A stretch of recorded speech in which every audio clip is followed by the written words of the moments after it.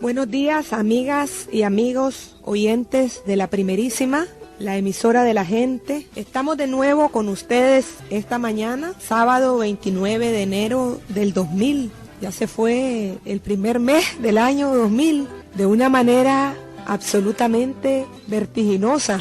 No la sentimos realmente pasar. Estamos iniciando pues una edición más de nuestro programa Entre Todos y Todas, porque entre todos y todas hicimos la revolución, y entre todos y todas se ha escrito la historia de este país y la historia de la humanidad, porque realmente muchas veces las mujeres quedamos ocultas en esa historia.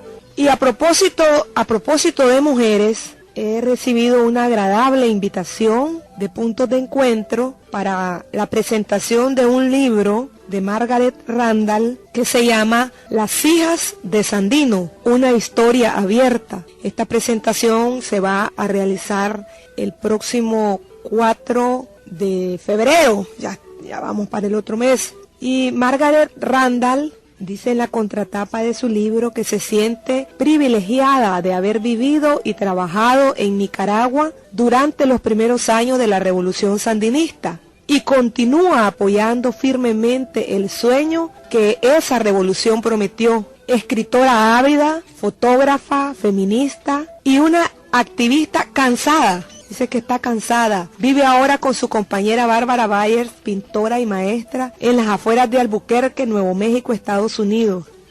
La compañera Gladys Baez.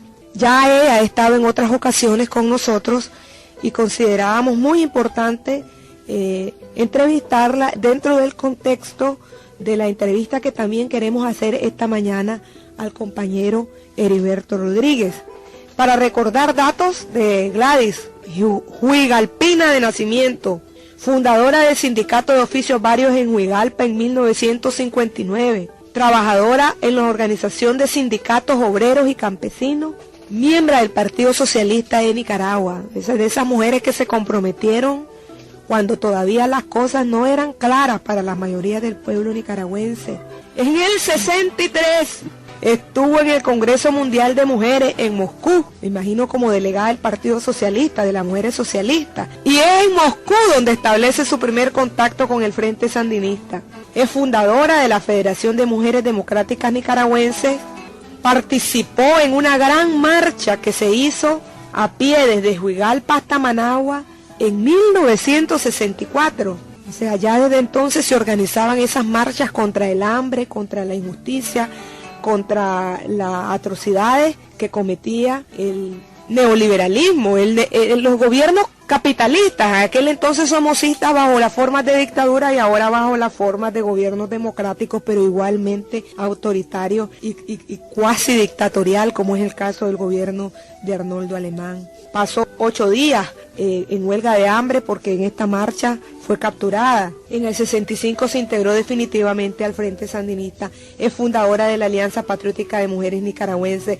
Participó como en los preparativos de la guerrilla de Pancasán. Estuvo capturada en el 67 después de que estaba formando parte de una casa de seguridad en Monseñor Lescano. Fue torturado, pasó casi 2 años inválida, producto de esa tortura. En el 72 integró el Comité de Madres y Familiares de Reos Políticos, participó en la fundación de AMPRONAC. En marzo fue nuevamente capturada en Managua y después pasó al Frente Occidental una vez que salió de la cárcel y estuvo ahí en la insurrección de León. Después del triunfo ha sido fundadora de la Asociación Luis Amanda Espinosa, que más bien fue la conversión de AMPRONAC en la Asociación de Mujeres Nicaragüenses Luis Amanda Espinosa, y estuvo ejecutiva de defensa en la zona fronteriza de Honduras. Ha participado en numerosos encuentros en el exterior, fue diputada ante la Asamblea Nacional, ha recibido las órdenes en el exterior como órdenes Ho Chi Minh de las Fuerzas Armadas de Vietnam, la Orden Ana Betancourt de Cuba y la Orden Agostino Neto, asimismo la medalla Lenin de las mujeres vietnamitas, de las mujeres de Campuchea, la medalla 5º aniversario del MIN, 10º aniversario de la Revolución Popular Sandinista, 25 aniversario del Frente Sandinista. Y la Orden Carlos Fonseca. Y la Orden Carlos Fonseca, que no la tienen aquí apuntada, pero ya sabía yo que tenía la Orden Carlos Fonseca. Es una mujer pues de mucha vida, de mucho aporte. De mucho pueblo más que todo. Y de mucho pueblo, como ella dice, porque jamás se ha desvinculado del pueblo y por eso yo creo que Gladys jamás ha perdido el norte.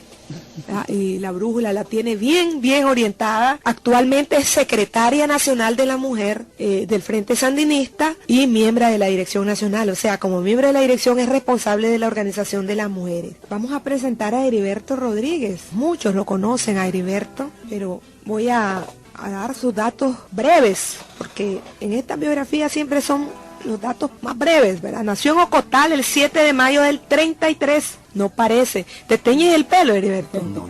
Ah, chocho, pero no tiene canas, miralo, Gladys. No, Es indio. ¿Ah? Pero vos tampoco tenés canas. Que somos indios. de tiempo todavía.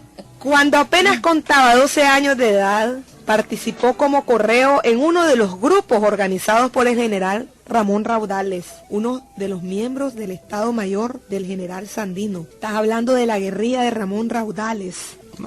Somoza desató una fuerza ofensiva y represiva y desarticuló estos movimientos. Muchos de los combatientes cayeron presos. El compañero Heriberto Reyes logró burlar la represión y emigró a Managua. En el 57, cuando Raudales nuevamente comienza a organizar el movimiento armado, se integra a este movimiento de Ramón Raudales. También funcionó como correo en logística y comunicaciones. En el 59 se suma al movimiento del Chaparral. El grupo en el que él participa no logra combatir aquel 24 de junio. Esto debido a que se encontraba en otra posición cercana de donde resultó herido en un pulmón el comandante Carlos. Contanos, Heriberto, contanos cómo fue eso de la guerrilla del Chaparral donde resulta herido Carlos Fonseca e incluso dado por muerto, anunciado con bombos y platillos por la Guardia. Esto motivó las movilizaciones de los estudiantes que dieron lugar después a la masacre del 23 de julio. Contanos de tus acontecimientos, de los acontecimientos en los que te involucraste en el Chaparral. Sí, ayer lo que hubo fue una etapa de avance la revolución cubana estaba en ese momento casi ya estaba en el triunfo, ¿verdad? Y los antisomocistas, los que combatían al somocismo, están en ese momento unidos o mejor dicho, reorganizados o en una nueva etapa de empuje hacia la represión de la Guardia, hacia la represión hacia la dictadura somocista, y se ve el ánimo de todos de estos combatientes, incluyendo al doctor Pedro Joaquín Chamorro, que se consideraba en ese tiempo que eran los conservadores por el lado de Costa Rica y los liberales por las fronteras o por la país norte, que es Honduras. La gente que está dispuesta al combate, al avance revolucionario, al avance armado en Honduras, comienzan se une o se hace núcleo y son los que forman parte de la guerrilla del Chaparral. Mientras, claro que avanzaban los del sur, avanzaban por el lado de Costa Rica o el lado sur, que poco tiempo después se conoce como los Mollejones. En el norte, que ya todo lo conoce, eso todo el mundo lo conoce, pues, por supuesto, que fue trascendente, por supuesto. En la frontera, ahí en el Chaparral, está en los momentos cuando el ejército de Honduras le cae en masa a destruir y que destruye el grupo de unos 60 hombres. Esos eran unos 60 hombres. Por ahí andaba. Ni una mujer. No andaban mujeres, no, en ese tiempo no tomaban en cuenta el valor, o ese que solo hombres son los que podían andar. Además era otra modalidad que poco tiempo después toma otro carácter, ya del 60 en adelante, por supuesto, con la organización del revolucionaria, ya que fue el movimiento Nueva Nicaragua. El caso está que en espera de un grupo que era el apoyo, que estaban esperando un grupo de apoyo, que con ese iban a salir. En ese grupo iba yo, con una cantidad de 16 gente, íbamos a reforzar, íbamos a levantar armas, tenían armas suficientes, nosotros llevaríamos armas al interior del país para repartirlas o darlas o que las utilizaran los que se nos iban a sumar en el camino, supuestamente. En esa espera, antes de llegar, ya en la noche, en una noche antes de llegar, o en vísperas de salir, los compañeros tienen todas las comunicaciones que nosotros vamos a salir, se están preparando para la marcha del siguiente día y sorpresivamente les cayó el ejército de Nicaragua. Fue un famoso que los repudiaron mucho los estudiantes de Honduras, como con el nombre de Chaparral. Solo Chaparral era un coronel del ejército el que dirigió esa acción. Quedó para siempre como Chaparral, sí. Pero de todas maneras se paseó en una cantidad de jóvenes, 9 muertos, una cantidad de heridos. ¿Esa es la contabilidad del Chaparral, 9 muertos? No, es algo, no estoy seguro. Sí. Eso yo no estoy seguro, pero fueron varios muertos, sí. Sí. Ahora, ¿vos cómo te diste cuenta de que Carlos había salido herido? Sí, era un combatiente más que se había sumado al grupo que se movilizaba en Danlí y El Paraíso, en los mismos círculos, en los mismos lugares, en las mismas casas donde estaba, casas de seguridad donde estaba yo. Vos has dicho una cosa importante, él era uno más. ¿Cómo logra destacar Carlos a la jefatura de lo que más tarde fue el Frente Sandinista? Porque en ese tiempo todos ustedes eran combatientes que se integraban. Pero, ¿qué características considerás vos que lo hacen destacar a él como jefe, como dirigente más bien? Sí, para mí es muy fácil, creo, llegar a comprender la actitud de Carlos. Desde joven se miraba muy formal, estudioso. En esa época de junio, porque eso fue en junio, el 24 de junio del 59, fue el Chaparral. Algún tiempo después me di cuenta de que había sido uno que dirigía un periódico pequeño en Matagalpa. O sea, tenía actividad intelectual. Ya había, claro, sí, como intelectual valía la pena. Y después todo le preguntaba y él trataba de resolverlo de alguna manera todo. Si no podía, él conseguía formas para darte explicación exacta de todo. Analizaba la realidad. Sí, además también de que no llenaba esos puntos de comprensión de los demás, solo con su propio esfuerzo, sino que si no lo podía hacer él personalmente, lo respondía con otros. Es decir, comienzan los círculos de estudio en una época antes de todavía un año antes todavía, era un año antes de haber comenzado su propia organización. Y después de eso,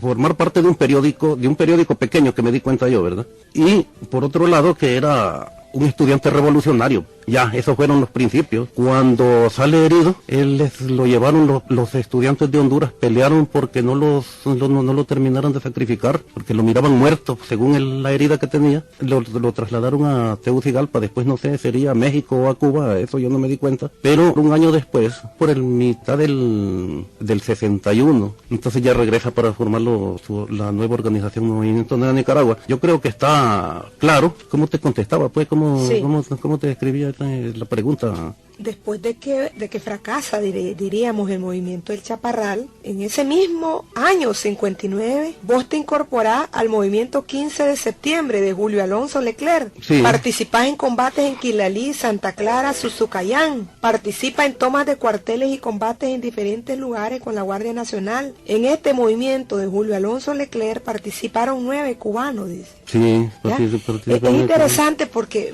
mirate, vos salís en junio del movimiento del Chaparral y después te unís a Julio Alonso Leclerc.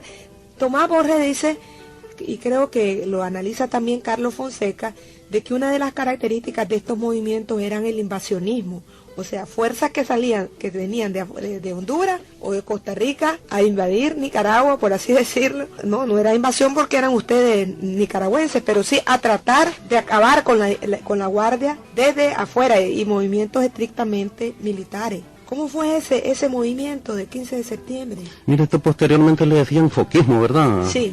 Tomando en cuenta esa participación así del exterior, que en alguna época dijeron vamos a terminar el foquismo, porque era preparar terreno y crear condiciones en el terreno. Ese movimiento del movimiento 15 de septiembre, en él participa, era un grupo de 50, más o menos cerca de 50 hombres, sí. siempre solo hombres.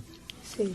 Se llamó 15 de septiembre porque se organiza en septiembre. Participan 9 cubanos de un grupo de cubanos que había sacado, o de no sé de qué manera, se habían venido con uno que estuvo preso en Cuba, que posteriormente estuvo preso en Cuba bastante tiempo.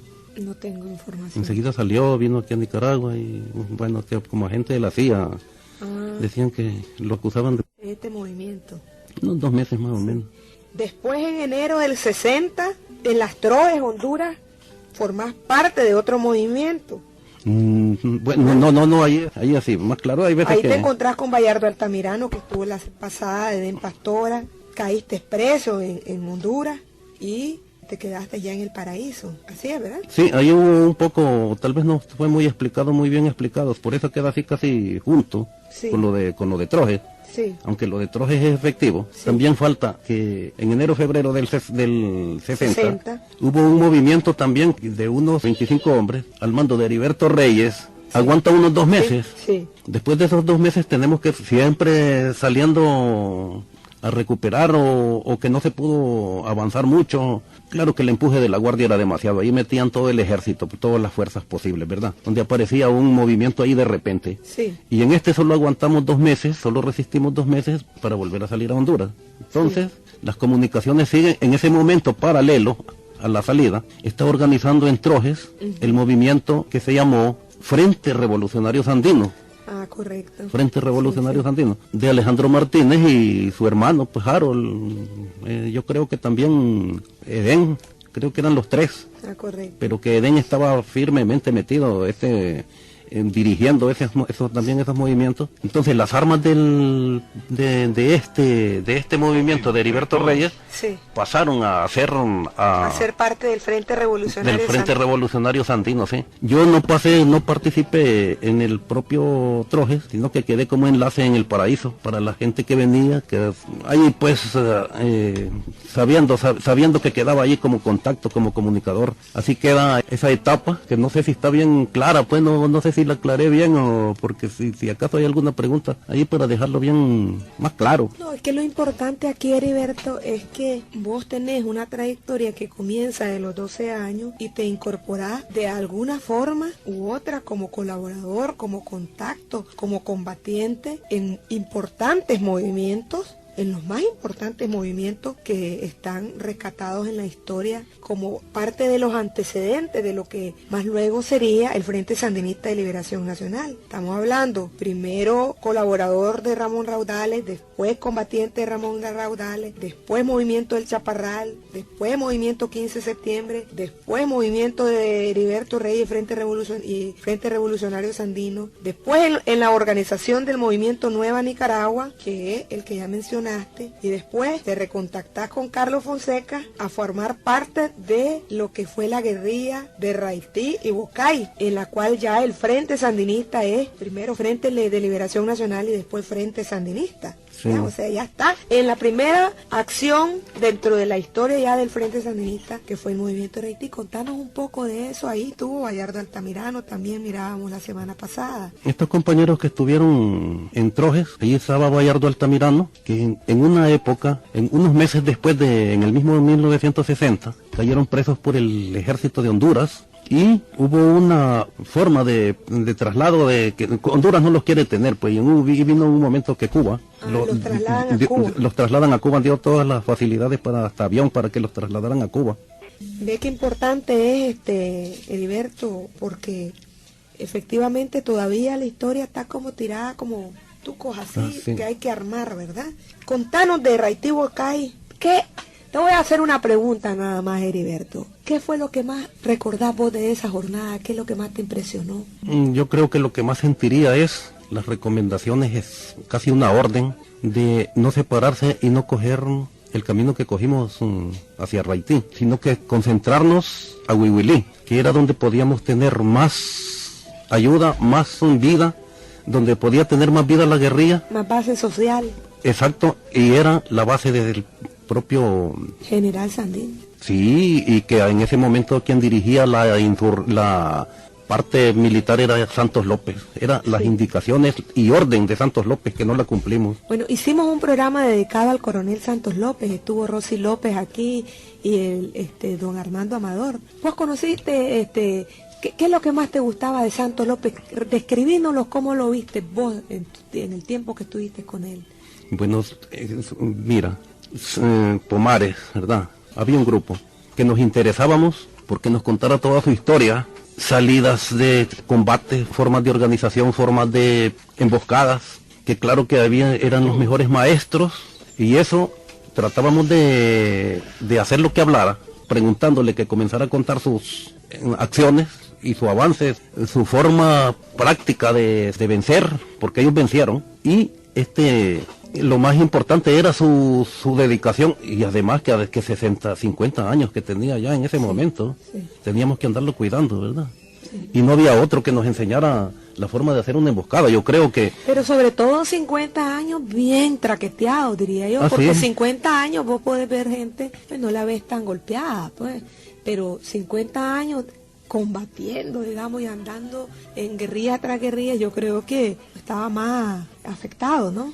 No, pero es que hay que ver también 50 años, aguantar en una línea guerrillera a los 50 años también es mucho, porque comienza el sueño, comienzan dolores, comienzan los malestares de todo tipo. Una guerrilla húmeda, con muchos zancudos, con muchas enfermedades. Totalmente a la intemperie, por supuesto, enormes cantidades de zancudos y húmedo todo en fin, ¿cuándo vas a estar seco un solo momento? Toda la vida, aunque sea en el verano, aunque sea en el verano que decimos nosotros, tenés que andar húmedo todo el tiempo, si no es del sudor, también es del agua por los pies. Bueno, estamos viendo la vida en esta mañana, cuando faltan ya 18 minutos para las 10, estamos conociendo un poco de la vida de Heriberto Rodríguez, un segoviano, nacido en Ocotal, con una larga vida e historia en la lucha revolucionaria, en la lucha por la justicia, en la lucha por liberar a Nicaragua de la opresión. Y tenemos aquí a una gran mujer.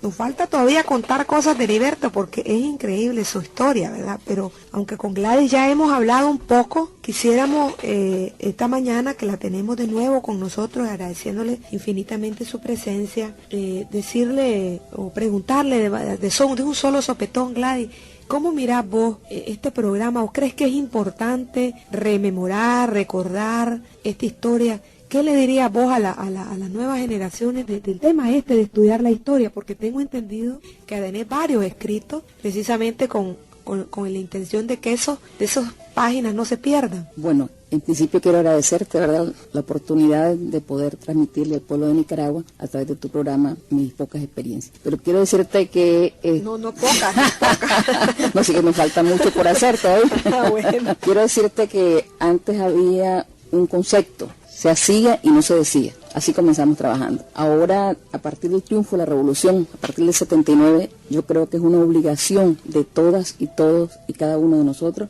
decir todo lo que costó, todo, es decir, toda la riqueza histórica, toda la parte positiva, negativa, lo bueno, lo malo que hemos hecho para que enseñemos a las nuevas generaciones. Sobre todo en estos momentos en que el capitalismo salvaje está tratando de deshumanizar a la juventud. Está tratando de cambiar el rumbo de la juventud para el consumismo, tratando también de deformar a la juventud. Nosotros estamos obligadas y obligados a, por lo menos, a preservar la riqueza histórica. Es decir, nadie puede vivir sin historia. Además, la historia tiene que ser real. Si se cometieron con objetividad, totalmente.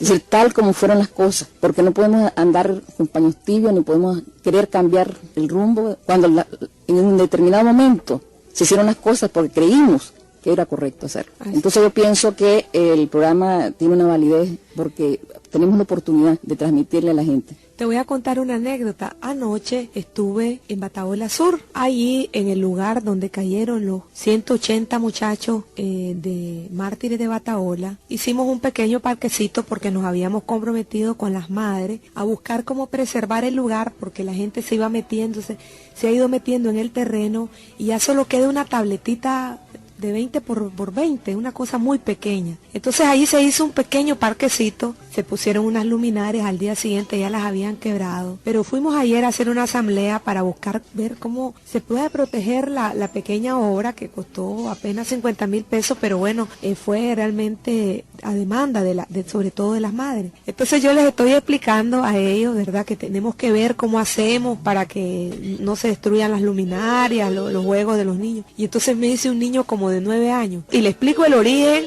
de por qué ahí es un parque y por qué está ahí ese monumento. Entonces viene un niño como de 8 años y me pregunta, ¿y esos muertos están enterrados ahí? ¿Y qué fue que pasó? Y un interés, y entonces la mayoría de los que estaban ahí eran menos de 20 años.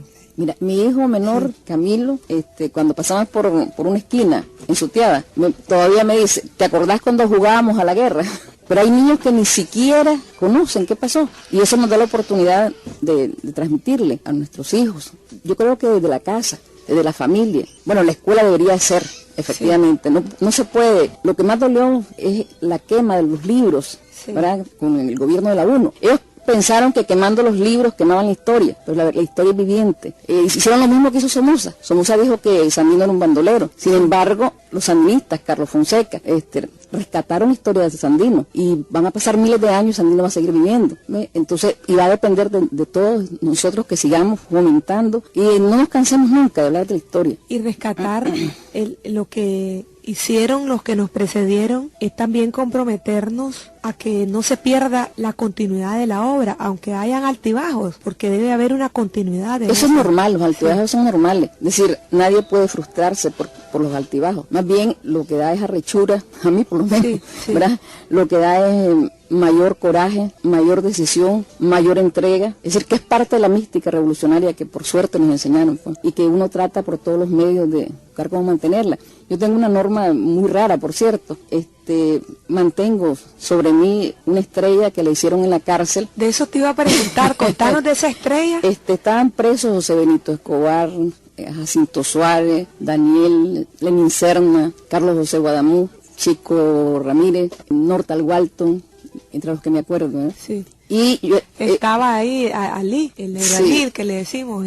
Bueno, de tal manera Manuel Rivas Vallecillo. De tal manera que yo estaba semi-inválida y ellos estaban presos. Se me ocurrió en determinado momento ir a pedir, yo no tenía reales, fui a pedir a la gente en Huigalpa para una Navidad y les envié con doña Lidia materiales a los muchachos para que hicieran unas lindas tarjetas navideñas que yo guardo la mía firmada por todos ellos. Pero me sorprendieron después del asalto a la casa de Chema Castillo, cuando se dio la liberación de los presos. Entonces doña Lidia me trajo esta estrella que fue hecha en la cárcel, ¿verdad? Que tiene la imagen del Che por un lado y la hoz y el martillo al otro lado, y que incluso la iba surciendo para que sea el mismo original. Entonces yo le pregunto todos los días al Che cómo me porto, y dice que me porto mal, ya la cagué.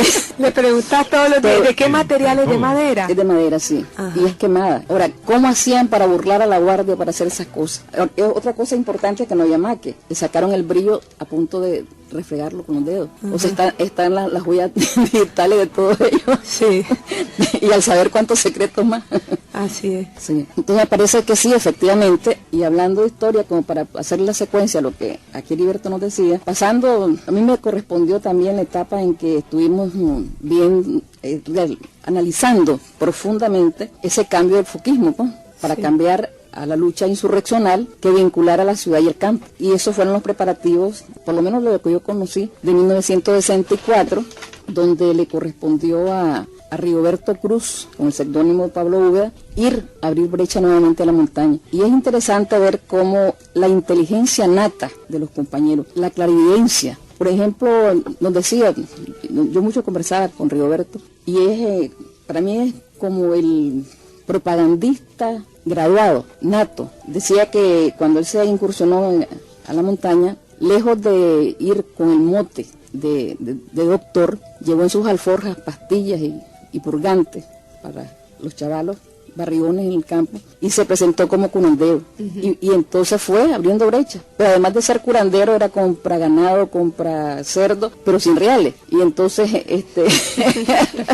entonces le daban fiado. No, le ofrecía a él pagar totalmente bajo, ¿verdad? El precio, y ningún campesino es baboso, ¿no? Entonces no le vendían, por supuesto. Entonces nunca compraba. Pero él decía que era sí, pero no andaba real tampoco.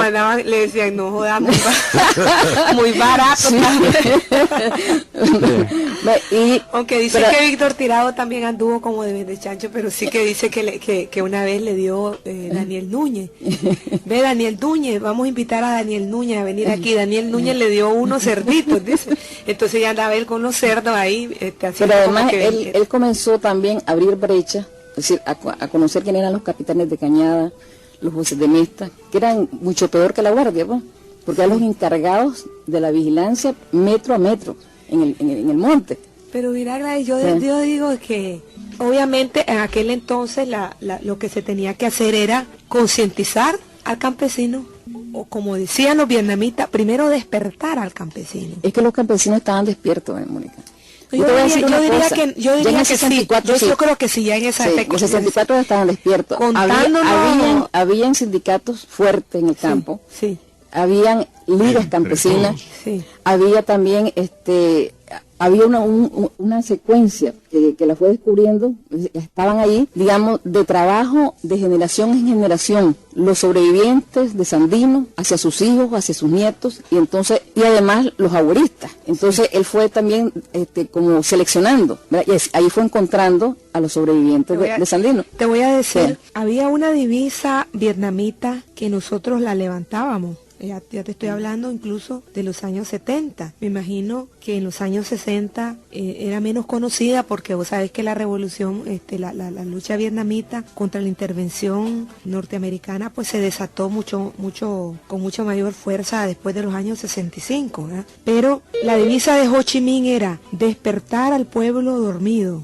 concientizar al pueblo despierto, organizar al pueblo concientizado, al pueblo consciente, armar al pueblo organizado y conducir con ellos la lucha hasta la victoria. Pero nada de eso puedes hacer si no llegas a ellos. Claro, y te estoy explicando claro, cómo claro, se llegó a ellos. perfectamente. Entonces, Así es. En algunos casos, como vos decís, ya había gente despierta. ¿Por qué? Por la propia realidad.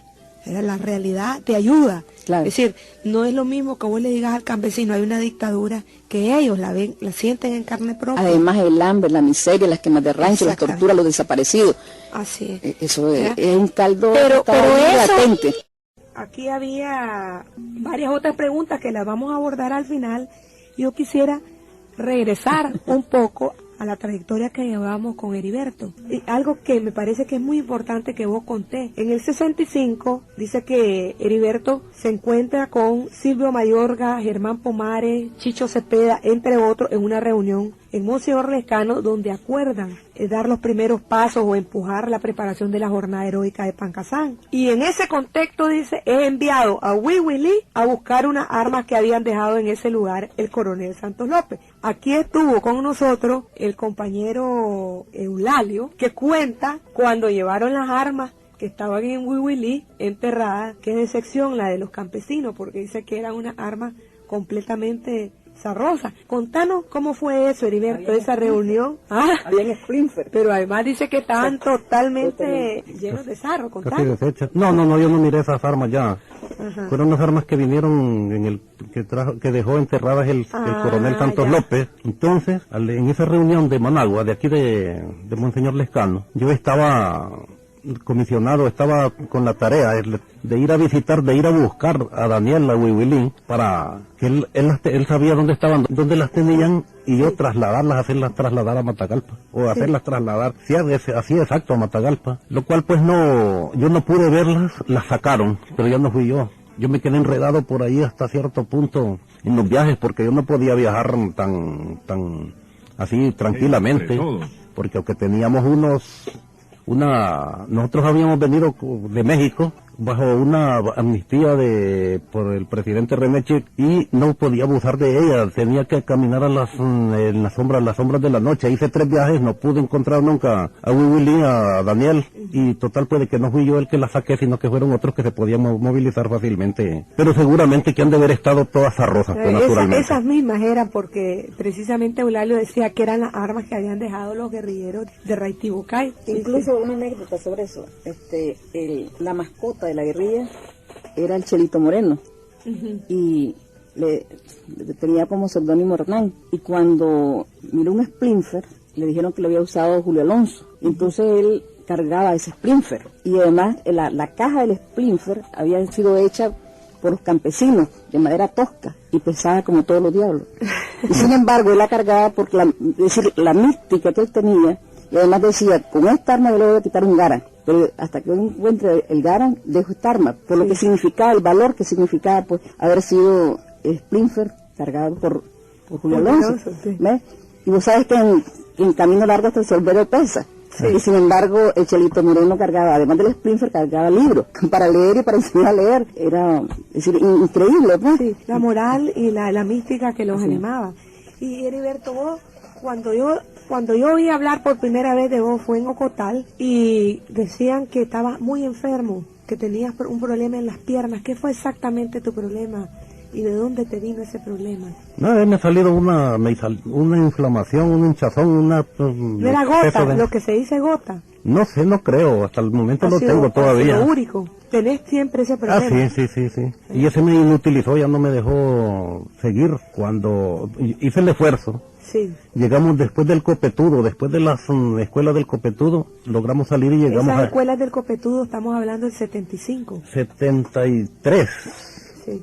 74 creo que, sí. 74. Logramos llegar a Estelí con Omar Cabezas, güey, sí. Y el Carlos Manuel Morales. Carlos Manuel, sí. Yo todavía creyendo aguantar pasé a hacer un trabajo a Yalí. En Yalí, después de pasados unos 4 meses, ya no fue posible, ya era demasiado hinchado y opté por solicitar salir a Honduras, así fue como... Y en esa época salía a Honduras el 75. Y no obstante eso, en el 77 te recontacta Germán Pomares y Joaquín Cuadra y te integrás, ya sabiendo de que tenías esa dolencia, te reintegrás al Frente Norte Carlos Fonseca. Así es, ¿verdad? Sí, un viejo sandinista que murió en Honduras, Lino Moncada. Mira uno las cosas a veces y que no puede moverse, pero el sandinista es como aquel que le sacan, como la vaca brava cuando le sacan, dice el animal, cuando le sacan un trapo rojo, dice. No se detiene y va de viaje, así somos nosotros de babosos, dice el sandinismo. El sandinista, que aunque no pueda, lo quiere hacer. Ajá. Y entonces así fue como en Honduras, en Danlí, miré un día, fui a visitar a una señora, a una casa nuestra, una casa de seguridad, y ahí encontré a Joaquín Cuadra y Pomares. Entonces me siento en ese momento, me dice, no, aquí vamos juntos, aquí de aquí en adelante, ¿para qué vamos a conseguir? Aquí tenemos unos amigos médicos y te vas a aliviar, te vas a mejorar y vas a ver que vamos bien. Entonces me hicieron sentirme en ese momento, si decía sí o si decía no, y pudo más, pues el sí, no sabiendo pues a lo que me iba a meter posteriormente, que sí, que fue serio. Y después tuviste problemas de nuevo con tu pierna. Sí, hasta la cara se me inflamó. Miró Pomares, dice, no hombre, vos estás mal, dice, no, sí. Tenés la cara hinchada, hasta la cara hasta arriba se me había llegado. Sí. Y porque estábamos en ese momento, y vine. Entonces, ¿lograste participar en el ataque San Fabián? No, ahí es lo que pasa, yo soy de Ocotal. Sí. Entonces tomé parte en la organización, en la formación, diseño del ataque y la forma como se iba a hacer en Ocotal. Sí. Entonces los 9 que nos reunimos, 9 hasta por cierto, entre los 9 tenía que participar yo para nos reunimos por 3 días por ahí en una casa, y en ese tiempo llegamos a un acuerdo y tomaron en cuenta lo que yo decía, naturalmente porque yo conocer Ocotal, por supuesto, ¿verdad? Sí. Como sabes, en lo militar se tienen que poner variantes, cuál de esas es mejor, tenerlas como forma de ataque exitoso y es aplicar, y entonces cogimos una, pues no llegamos a Ocotal por unos problemas que hubieron, pero sí allí participé y mi meta era llegar a Ocotal, sí. Viajar un poco mientras hubiera vehículo y después dejar la montaña. Yo ya no podía estar en la montaña, pero sí participé por eso, porque me llamó la atención, porque era útil. ¿Nunca fuiste a la ciudad de Ocotal? ¿En esta misión nunca entraste a Ocotal? No, allí llegaban ahí donde estaba yo. Ajá, los compañeros. Los compañeros llegaban. Lo que hacía era, como eras ocotaleño, conocías todos los movimientos, los croquis, toda la información y la gente. Sí, sé que vos mandaste a contactar gente colaboradora, los Martínez. Sí, que lo que pasa es que ahí habían echado presos una cantidad de gente que ya en ese momento se llamaba GPT, ¿verdad? Sí. Entonces nosotros fuimos, en ese caso, bien respetuosos con las estructuras de la GPP, y yo siendo de Ocotal, claro, tenía que hacer una línea separada, perfectamente bien la podía hacer y la logramos. Sí. Se incluyeron allí fuerzas, compañeros de la GPP, pero se sabía que podían trabajar, así como Lucío Martínez, que ya falleció, pero que tenía la capacidad suficiente para, en su mente era... Marta Adriana Peralta.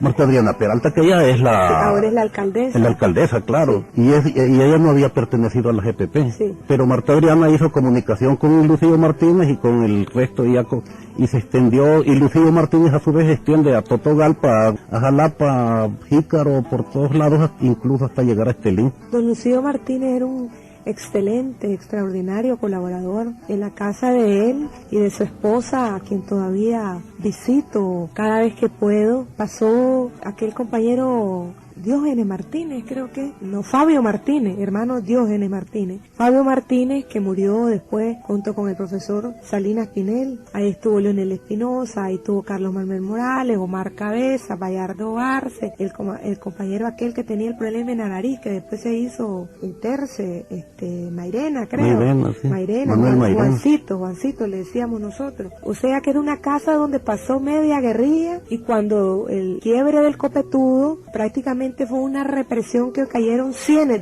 de ocotaleños presos, y él cayó preso.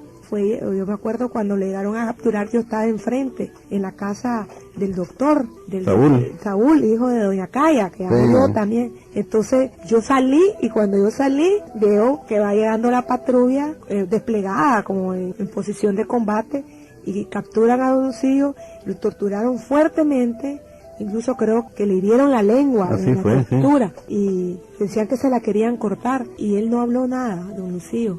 Porque ahí en general hubo una represión muy fuerte, pues. Y aquí dice que vos participaste en el Frente Norte, y después de que regresás a Nicaragua, después del triunfo, delegado del MIN en Ocotal, delegado de INAA, miembro del Ejército Popular Sandinista, fue diputado suplente en la primera región del 84 al 90. No, era propietario, ¿eh?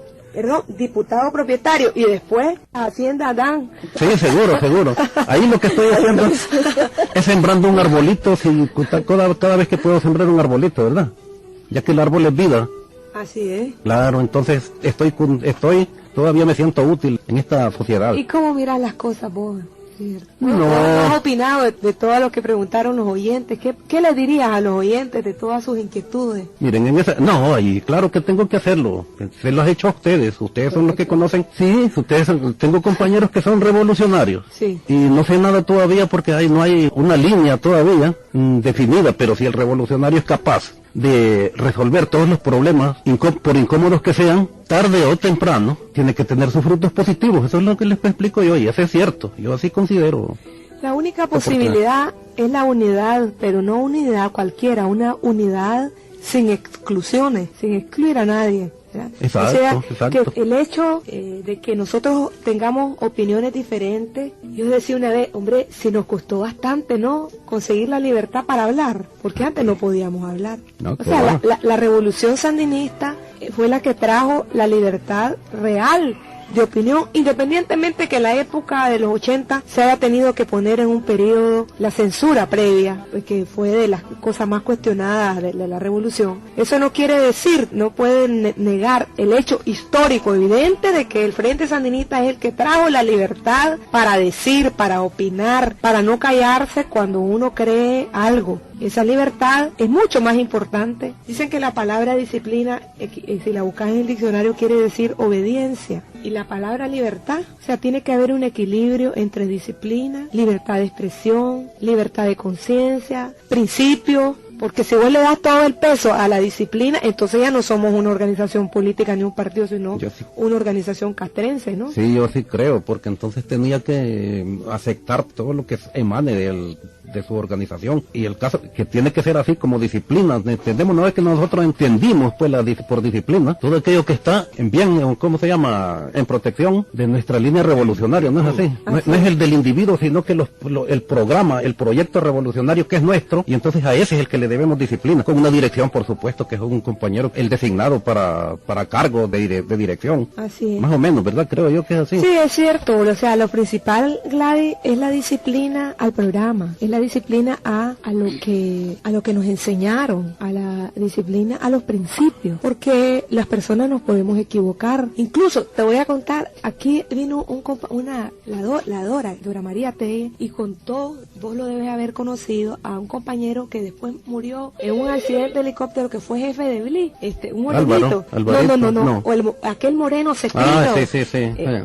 El nombre se me escapa. Cristóbal Banega. Sí. Y dice que Cristóbal general no dio la talla en el Frente Norte, no quiso ir a combatir y le dijo, por favor, no puedo. Tuvo una crisis de normal, pues, de temor, Claro. y entonces los compañeros creían que por eso a él había que pasarle la factura o fusilarlo o mandarlo de regreso a su casa. Y hubo un debate entre ellos y decidieron mandarlo a la cocina, ¿verdad? Y era algo como humillante, pues, pero lo mandaron a la cocina, que él dijo, pero no me saquen, ¿verdad? Claro. No puedo ir a ese combate, pero no me saquen. Y entonces dice cómo, al tiempo, el compañero superó ese problema y fue de los más extraordinarios combatientes y fue después un jefe de BLI, de indiscutible. Es que la disciplina es consciente. Claro. ¿Verdad? Claro. Sí. Así es. No podés hacer algo que tu conciencia no pase, Sí. ¿verdad? Porque somos una organización política y aún en tiempos que éramos organización guerrillera, te voy a dar otra anécdota.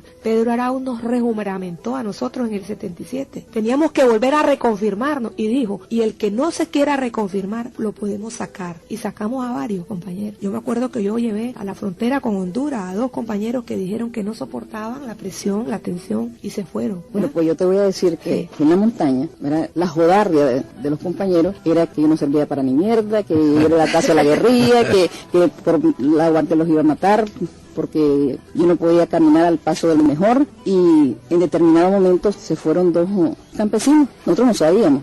Sí. Pero a las 4 de la mañana, ¿verdad? Nos levantan, habíamos logrado tener caliente ya la hamaca. Eso era todo un éxito, por fin.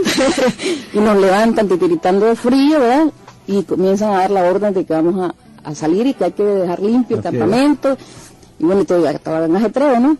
Sí. Ya cuando tenemos listo todo, entonces estamos en fila india, se paran frente a nosotros, Carlos, Silvio, ¿verdad? Y comienzan a decirnos que se habían ido pues 2 compañeros, que se habían reunido y que habían tomado una decisión, que no iban a hacer nada contra los compañeros que se fueron, pero que era una oportunidad, que el que no cayera en el triunfo, que el que tuviera problemas familiares, que el que tuviera debilidades, que era normal tenerlo, Sí. el que tuviera miedo, que era normal tener miedo. Sí. ¿Verdad? Que hay gente que dice, no, yo nunca tuve miedo, mierda, Sí. era normal tener Era miedo. normal no tener miedo. Así es. Sí. Entonces que podíamos dar un paso, pues. Sí. Y entonces se hizo un silencio. Sí. Y yo volví a ver a todos y yo decía, puta, todo el mundo dice que la que me lo hice yo, pues, por la jodarria permanente que se mantenía sobre mí. A lo mejor era que yo quería irme, pues, yo estaba tratando de justificar. De tal manera que pasó el tiempo estipulado y nadie dio ese paso. Yo te digo, yo miré a Carlos gotearle lágrimas de emoción. Sí. Nadie se iba. Sí. Y entonces de repente comienzan las joderas y comienzan a decir, no, si la que se iba era ella, era la abuelita la que se iba. Yo me miré que levantó el pie y lo volvió a poner en el mismo punto, pero la miré levantar el pie. Y entonces, ya con la jodarria, a mí se me comenzó a subir al Alcacézar, porque no tengo un carácter tan bueno, tengo un carácter encachimbado. Y entonces comienzo, ¿verdad? Y comienzo a pelear y les dije, bueno, ¿cuál es? Si yo sabía que al venirme aquí, sabía lo que venía, pues. Sí. Y cuando vieron que la discusión iba a comenzar, entonces Carlos, pues, muy a tiempo, dice, nosotros estamos frente a todos ustedes, nosotros los miramos a todos, la reacción de todos. ¿Y saben qué pasó? Dice, que nadie se fue porque no se fue ella. Como eran machistas. Exactamente. Si vos te ibas, no. bueno, tal vez, pero... Era totalmente difícil, pues. Ahora quisiera yo que nuestros invitados tan especiales de esta mañana, dejarles espacio para que, tomando cada uno unos 2 minutos y medio, Gladys, pudieran hacer nuestro tradicional, ya es tradición de este programa, mensaje libre, lo que ustedes consideren que es más importante, que ustedes quisieran transmitirle a los oyentes y en particular a los jóvenes, que para mí son la esperanza realmente. Bueno, yo quisiera transmitirles a los oyentes que el derecho a la vida es incuestionable y pasa necesariamente por transformar las cosas. Por lo tanto, quisiera decirles también a las mujeres en particular que desde la casa, nosotros somos eje de la familia, nosotros somos especialistas en economía familiar, nosotros somos, incluso hay un alto porcentaje de mujeres, madres solteras, que son de ñeque, que hacen profesionales, haciendo maravillas, y yo las respeto, las quiero, y por ello cada día hago hasta lo imposible por rendir un poquito más. Y a los jóvenes quiero decirles que se tomen los espacios, que no esperen que lo lleguen a buscar, que ellos y ellas pueden perfectamente y deben tomarse los espacios, porque la savia de la juventud, combinada con la experiencia, es el éxito del Frente Sandinista y es el éxito de una nueva sociedad a la cual todos aspiramos. Gracias a Gladys por sus palabras. Estamos transmitiendo la síntesis pues de muchos años de lucha, de mucha experiencia. A mí me cuesta cuando me decís 4 palabras y entonces...